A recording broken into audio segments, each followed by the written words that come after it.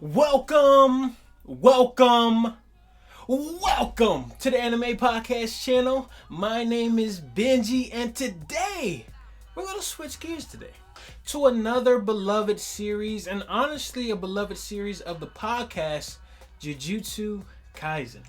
And I know, we honestly need more Jujutsu Kaisen love on the channel, but especially with the newly released Volume 0 movie coming out very soon, and in addition, Jujutsu Kaisen being the highest selling manga in Japan according to the Oricon rankings, die-hard fans and casual fans can both agree that Jujutsu Kaisen has set a new direction for Shonen Jump. You see, Jujutsu Kaisen is setting the tone slowly but surely to break barriers within Shonen Jump, and it's created this hard to distinguish gray area between seinen and shonen. And not only that, but in only 168 chapters has established lore and theories that are akin to One Piece. The GOAT! I had to mention One Piece one time at least. I'm a One Piece guy, so there's that. But with all of this being said, let's discuss why Jujutsu Kaisen is such a different series from other Shonen Jump mainstays before it. And I'll break it down into 3 reasons. So my first reason is, let's establish why Jujutsu Kaisen is different yet similar to the big 3. And for my second reason, let's discuss the 2 levels that come with Jujutsu Kaisen. Its surface level full of action-packed combat and power-ups, and its other level full of depth and interesting lore. And my third reason, let's discuss the massive appeal that Jujutsu Kaisen has, unlike any other series. But before I continue, I want you to go ahead and like, comment, and subscribe to the channel. Me and my friends Nick and JC come up with weekly podcast episodes on all of your favorite anime and manga series. And if you haven't already, go ahead and join our Discord. We talk all kinds of anime and manga there. And I want to give a special shout out to Taj KKZ, one of our Discord members.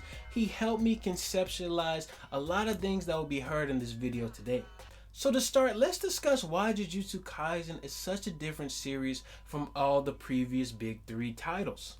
And one of the biggest arguments that I have is this unreasonable comparison between Jujutsu Kaisen and Naruto. Both great series in and of itself, but the only true comparison that can be made between Naruto and Jujutsu are maybe the characters aesthetically, and maybe Kurama and Sukuna, but even then that's a stretch. You see, Jujutsu Kaisen has literally taken different things from series, and in my opinion from each of the big 3 titles, especially Bleach, and has created a massively appealing story that's very independent from each of those titles. And in addition has set up this dark and grim world that is not shy at all of killing off characters. And this is even established in season 1 of the anime. Oh wait, so you thought Junpei and Yuji were going to be classmates after watching the OP? No. Oh, you thought Sukuna was going to be all buddy-buddy with Yuji like Naruto and Kurama? And you thought Nobara and Yuji weren't going to murk anyone in cold blood in the first seasons? No. Like, do you remember this scene?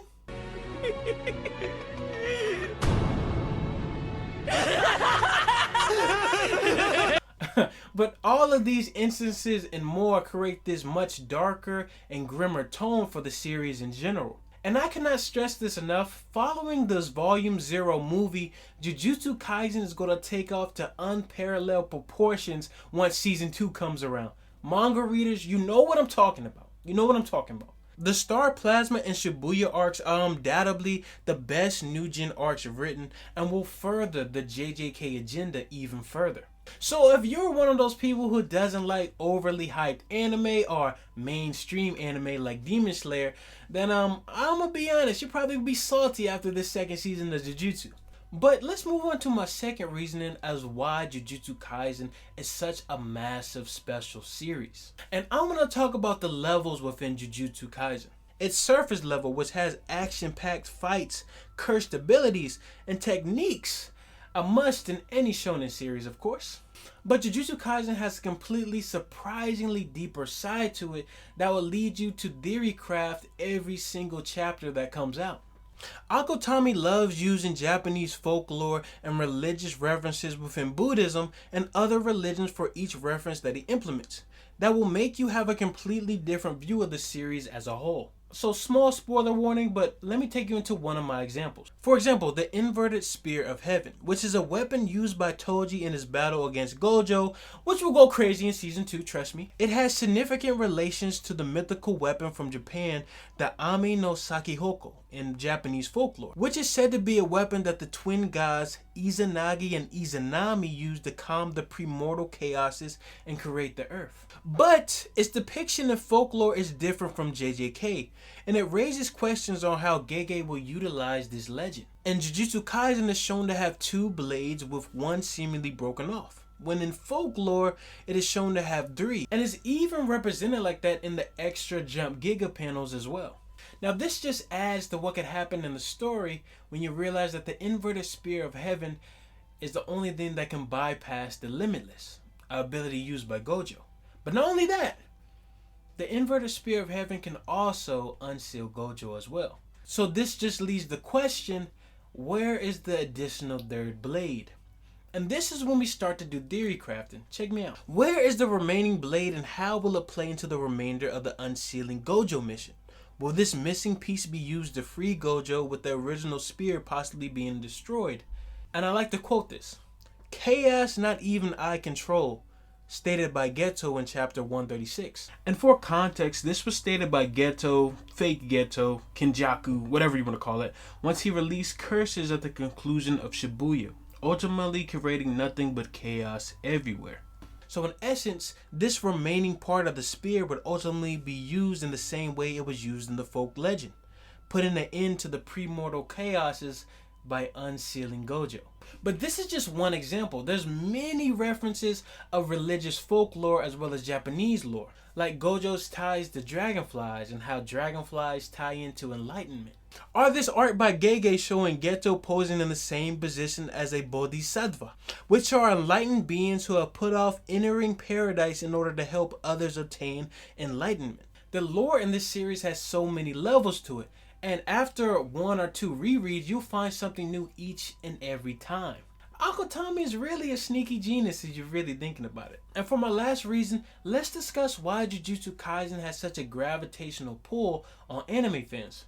And to be honest, I believe it's contributed to Jujutsu Kaisen being something new. And no disrespect to any of these series, but before this era of the proclaimed Hell set, which include Jujutsu Kaisen, Chainsaw Man, and Hell's Paradise, Shonen Jump had the previous iteration of My Hero Academia, Black Clover, and Boruto.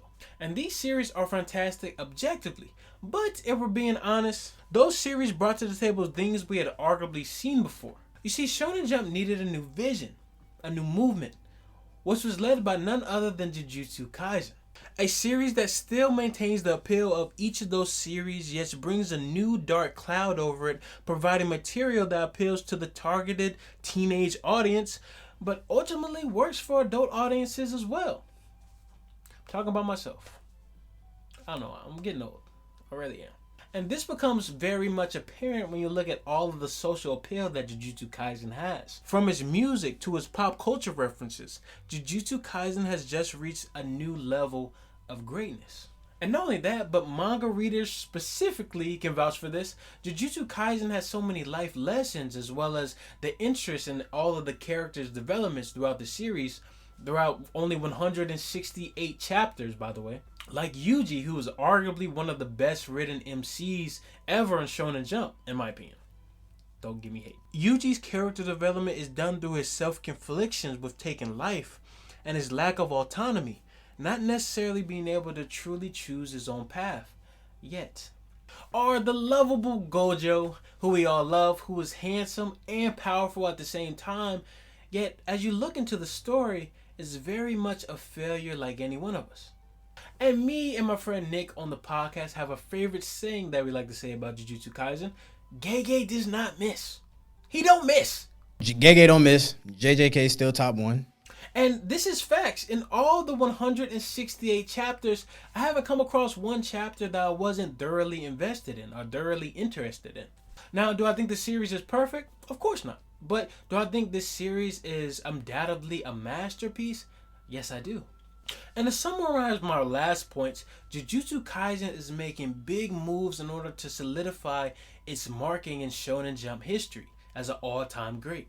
for what it has done with its story writing, and how it's kind of got Shonen Jump out of this period of rehashing the same old plots that we gotten before, and went with a more in-depth philosophical premise that I honestly was not expecting at the beginning of this series. I really just expected a linear story from the beginning of a boy eating fingers, gaining powers, and having to deal with these, cursed beasts along the way. But what I got was an enticing plot, in-depth character development, and emotional pain that I rather not get into now. Manga readers, you know what I'm talking about. But with all of this being said, what are your thoughts on Jujutsu Kaisen? Let me know in the comments down below. And while you're at it, go ahead and tell me if you're excited for the Volume 0 movie scheduled for December 24th in Japan.